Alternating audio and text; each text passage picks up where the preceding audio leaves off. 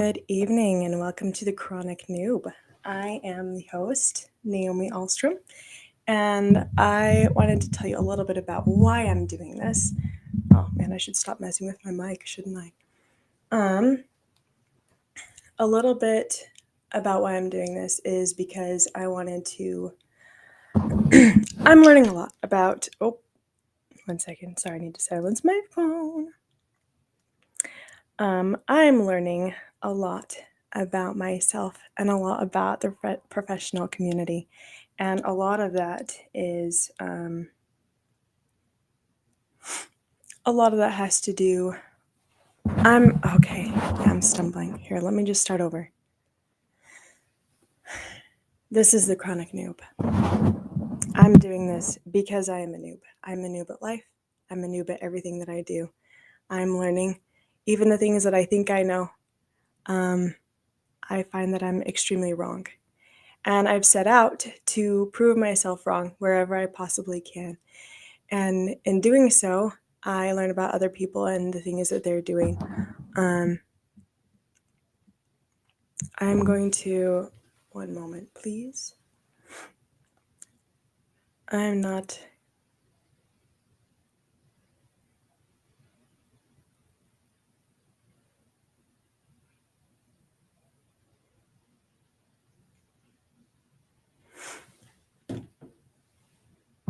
Let's see what we got. Maybe my volume is all the way down. Nope. Are you here, Jason? I can't hear you. Here we go.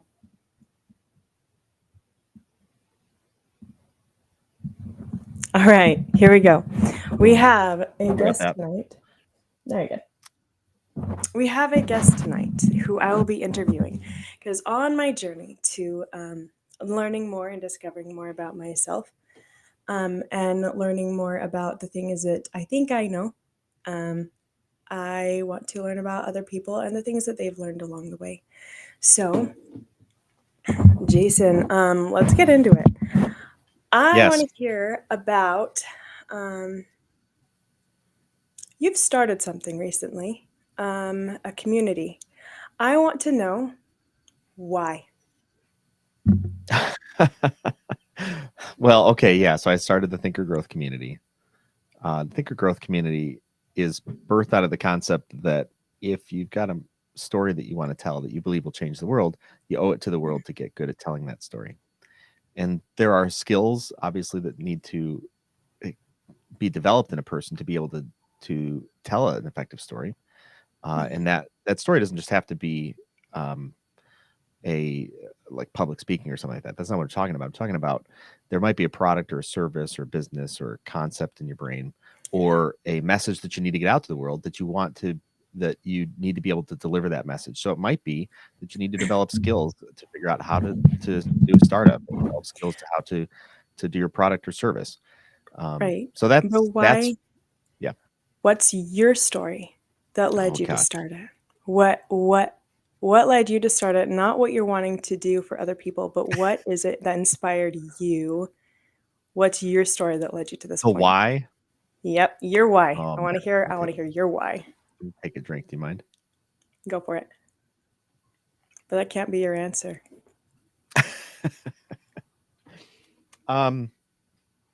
Yeah, so my why is that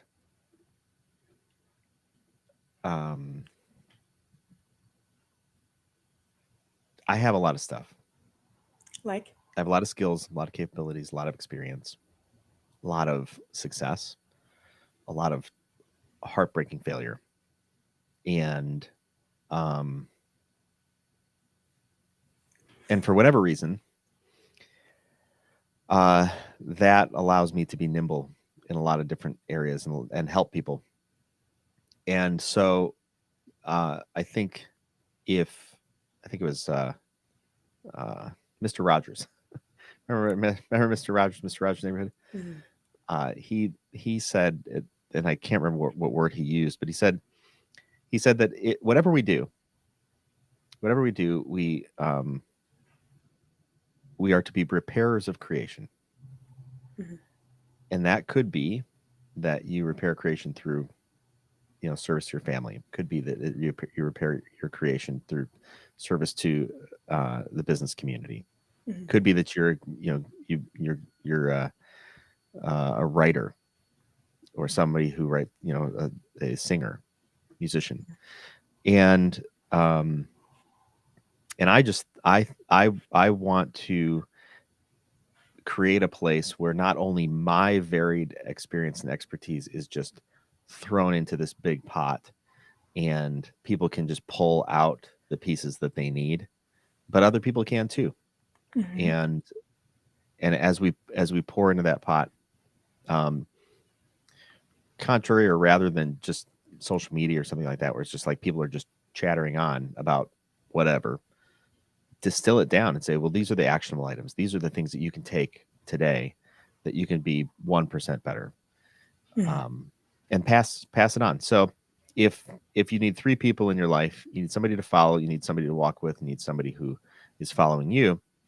If that is true, then I want to build that community where somebody's following me, they can take from my life and then pass it on, and there's somebody in the community that I can take from, and then pass that on too. So What? it's yeah, I think that's pretty complete.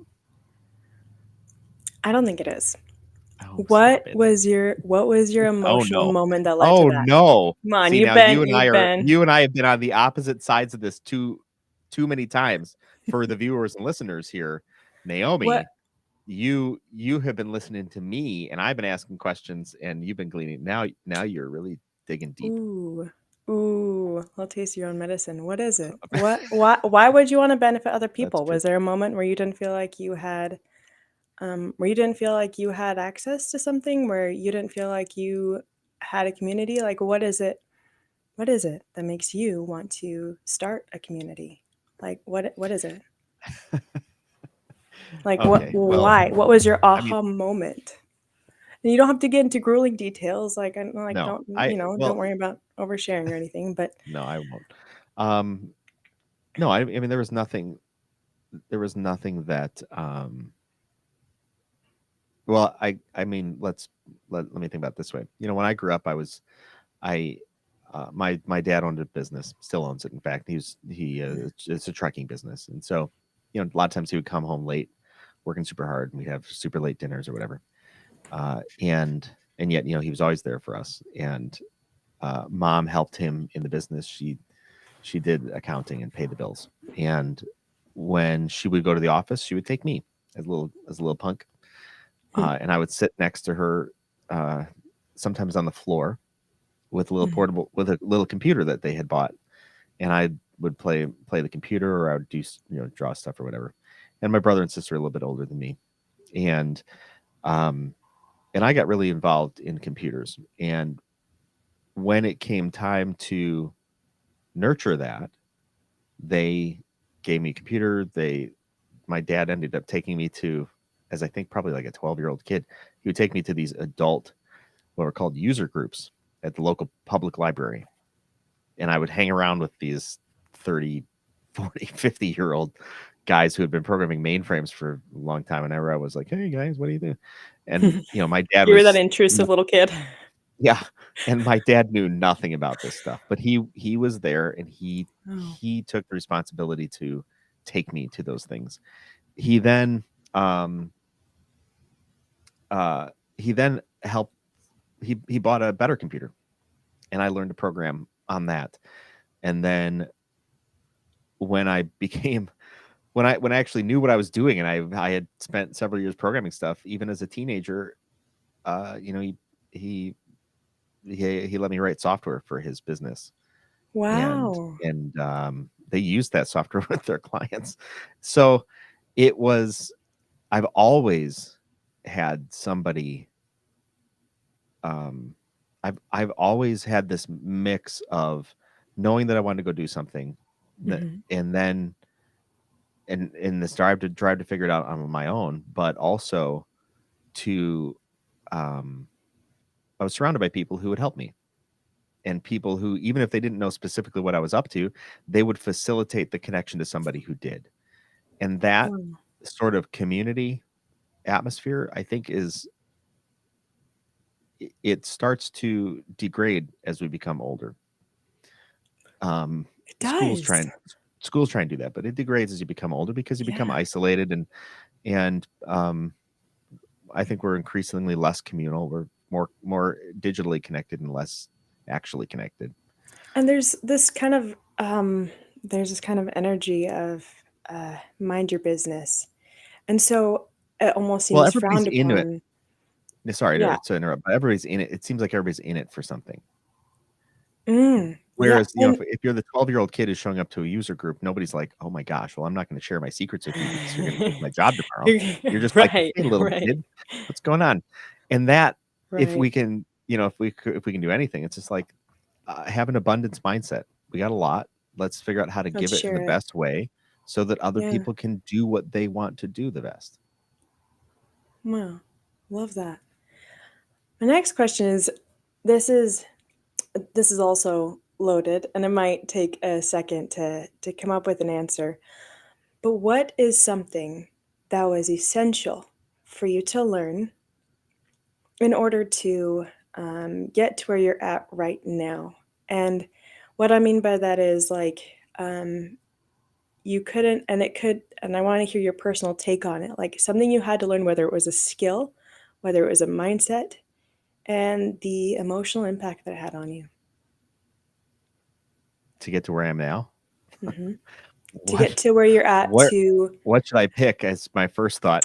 There are so many what was the learnings. most critical thing?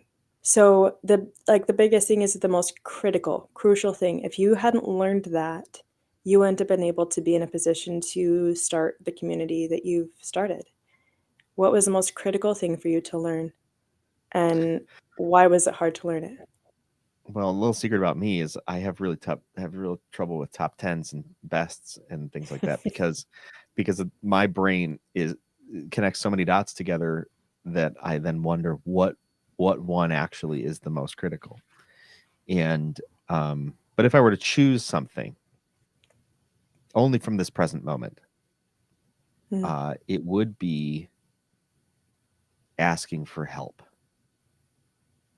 And the flip side of that is accepting help. I would choose those two Ooh. things because the times when I have got in the most trouble were the times when I was absolutely unwilling to ask for help. Now, beyond that, if you want to go a little deeper, so why Right. don't people ask for help? People don't ask for help largely because of shame. They don't want to Hmm. feel stupid, so I'm not going to ask for help. Somebody, I don't want to feel hurt because somebody, last time I asked for help, I was attacked or something like that. They don't ask for help. Hmm. Um, and and a lot of times, and in fact now even, we are in a society, a culture increasingly so, I think, where we are so afraid that the that we become protectionist about ourselves for one. Hmm. Like we got to rely on ourselves and we're gonna do this. I gotta figure this out. We've picked at um, this a lot with the what is it? The trauma response of hyper independence. yeah, There, I mean, everyone has trauma, right? Everyone has that yeah. background where they feel like where they couldn't depend on somebody. Either it was somebody they were supposed to have been able to depend on, or somebody they thought they could depend on. Well, So it kind of you're treading on interesting stuff there because even in my own life, I know times when I've not shown up for the people who needed me the most, and Mhm. for whatever reason, uh, and and the fallout from that is somebody feels like they were not taken care of when they needed to be taken care of, and then what? and and there's all sorts of hurt and anger that develops, which then becomes, it's like, well, to protect myself from that eventual hurt and anger, I will wall myself off from other people. And Mhm. to think that that doesn't work its way into the workforce is incorrect. All of the stuff that we deal with. There's not like this. There's not this personal persona, home persona, and a work persona. That's not true. There are Right. different masks that we throw on, but underneath that mask there is the same person. And so if there was a person who grew up thinking, man, nobody's going to be there for me, you're going to take that to the office too, 100%. Right. And You're in gonna fact, do there's a projects by yourself. You're gonna yeah, mess things up so bad. People are gonna be mad at you. You're like, well, you want to prove yourself. You want to make sure yeah, that they know you can do it, and then you're gonna make a, a mess of things. And yeah. then when someone is feeling like you messed up and like you're not reliable, it's because it's not that you weren't reliable, it's that you were not allowing yourself to rely on anybody else. And a system is only as good as its like what the weakest link or the weakest cog, I guess. Yeah. It's not gonna a company like what is it in The Incredibles, the little dude, Bob, a company is like an enormous clock. It only works if all little cogs mesh together. And he goes into this kind of what is it? A metaphor. Well, that was it. That's all he goes into. Um, oh no, he goes into the metaphor more. He says it needs to be fine tuned Mm, and properly lubricated, and that only works like the cogs can only fit together if they have grooves on them. yeah. Um, and if they're just circles, nothing is going to work because nothing is helping anything else move along. So, in order to bring that metaphor full circle, we have to be able to rely on people if we're going to work properly. Because I think this is something that you and I have talked about. In fact, I know it is. Um, I've talked about like what monologuing or venting or ranting about Yeah. different things, and we can rant ourselves in circles. We can talk to ourselves and vent to people and monologue about things that are happening to us, but it's only going to rile us up further. Um, if unless we have somebody who's giving us new information or a new perspective, it's we're going to rant ourselves in circles. So um, We it's need to get really down to so I look at it this way, it's mm, the uh, the old adage, um, this idea, well, don't fight the smoke when there's a fire. right. That is a lot of times the stuff that we're dealing with.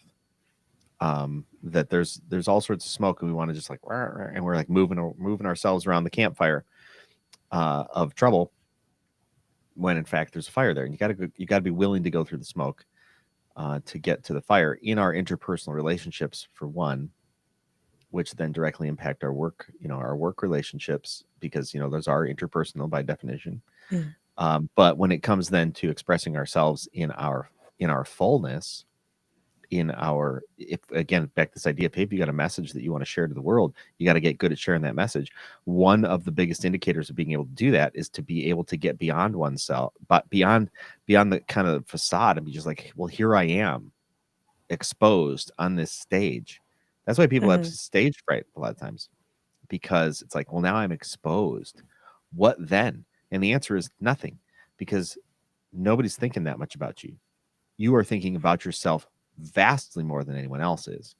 And the more you think about yourself, the more self-conscious you become about all these things that people might be thinking. And yet you never have the conversation, because there's this fear like, hey, what did you think of that show? You don't want to ask anybody that, because you don't want to find out it's really terrible, because I thought it was terrible the whole time. It's like, that was in your head.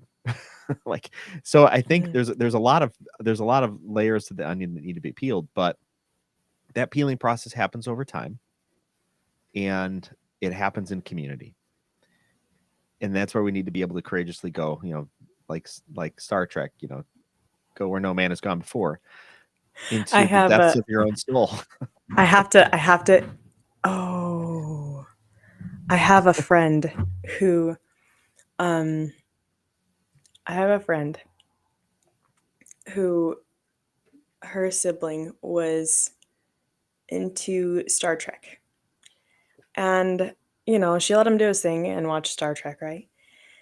And at the end of the series, she asked him, she said, "Did they finally get to Boldly Go?"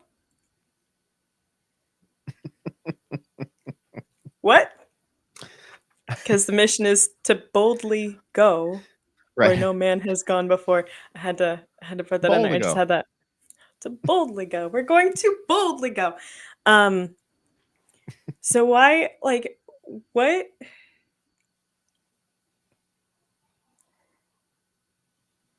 do you have any regrets? And what I mean by Why that are is you not like not and I'm not talking about things that you would change if you could, but okay? things that do you have Then anything that is how do you define what I regret if it's not things that you would change? something that do you have something that keeps you up at night that almost um not only would you change if you could, but you have Mm. a nagging longing to go back and change. Oof. No, not now. Why? Oh, oof. That gets deep. Yep. So no, I do not have something that keeps me up at night and is a nagging longing from the past. I have things maybe I'm not taking care of right now that I need to attend to, and that Mhm. that wakes me up at 4 a.m. and I'm like, I gotta do stuff. Right. um, Yeah, that's that. Yeah, that's yeah. The inner no, voice. but I've been on the fence on both sides of that answer before. So at times I've been like, I don't have any regrets because everything's brought me to this point, yada yada. That's an Right. oversimplification, I think, of human nature.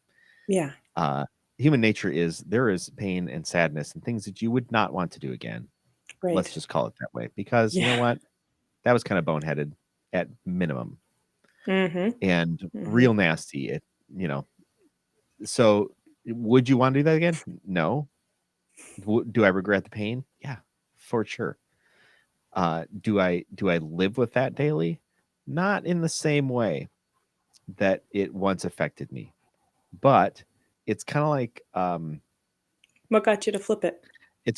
I was bought. So here's a for instance. The Mhm. I was I tore some tendons in my knee, or Oh, strained some tendons in my did knee this something. past fall because I was playing sand volleyball. Pun intended. Haha, and I was playing sand volleyball and I landed a little bit wrong, and wow, Oof. that hurt. And I Mhm. hobbled on my way home, and then I kind of iced it and took care of it for a week. Went to sand volleyball the next week and thought it feels pretty good.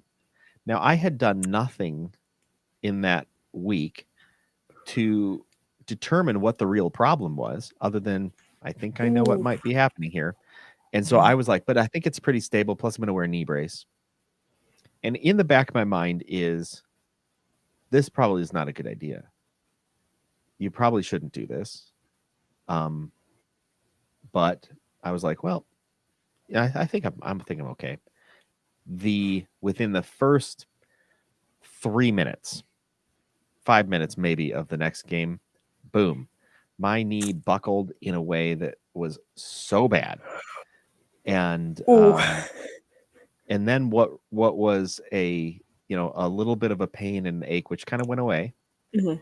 has turned into every day every day that I know my knee hurts. It doesn't, and it's gotten better. Oh.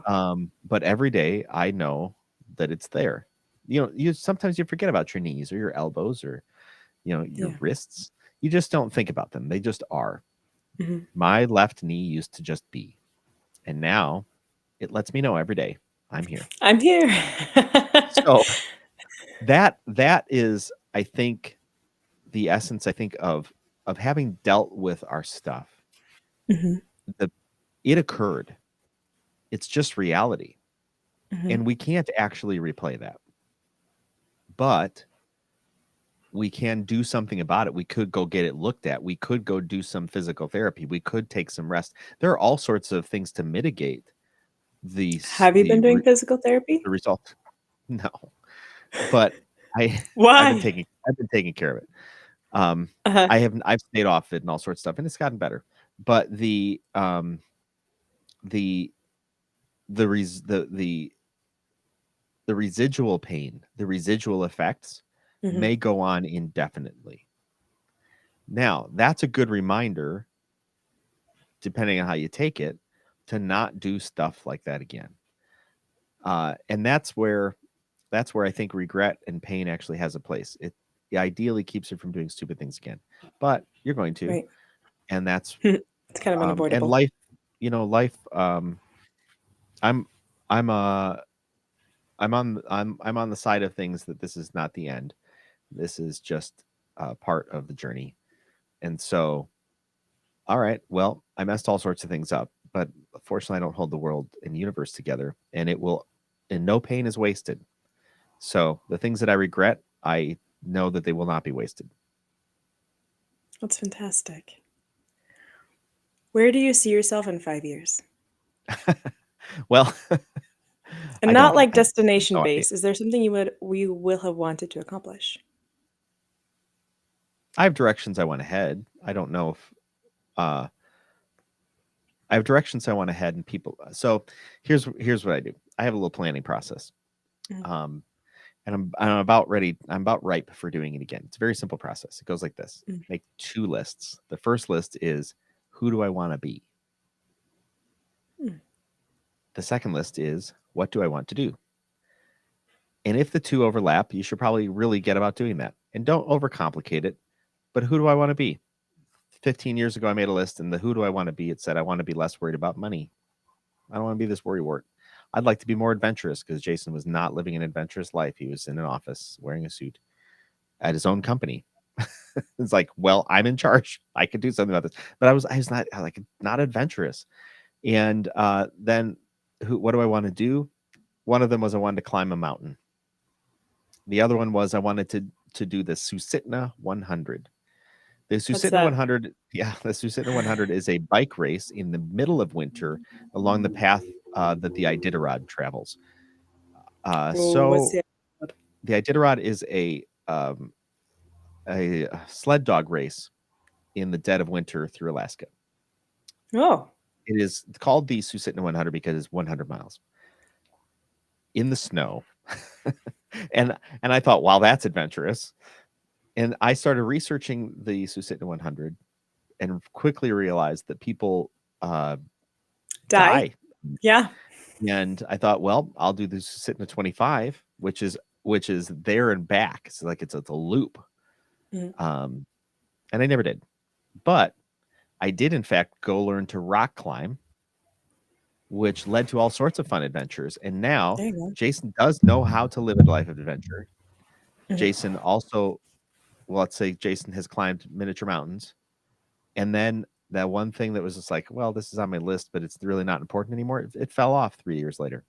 So I go through that planning process of who do I want to be first and foremost, because you can do all sorts of things and turn into a person that you don't want to be. So fundamentally build it from the construct of who do I want to be? How do I want to show up to my life? On top of that, figure out what you want to do. Love it. If you could summarize a message you want to tell somebody in order to motivate them to accomplish something that they might be too scared to do, how would you summarize that in one sentence? Be kind to yourself and others. Love it. All right. Thank you so much for watching. Everyone have a good night. And that was Jason Todd, who is my guest tonight. Thank you so much for joining us tonight. And we'll see you next week.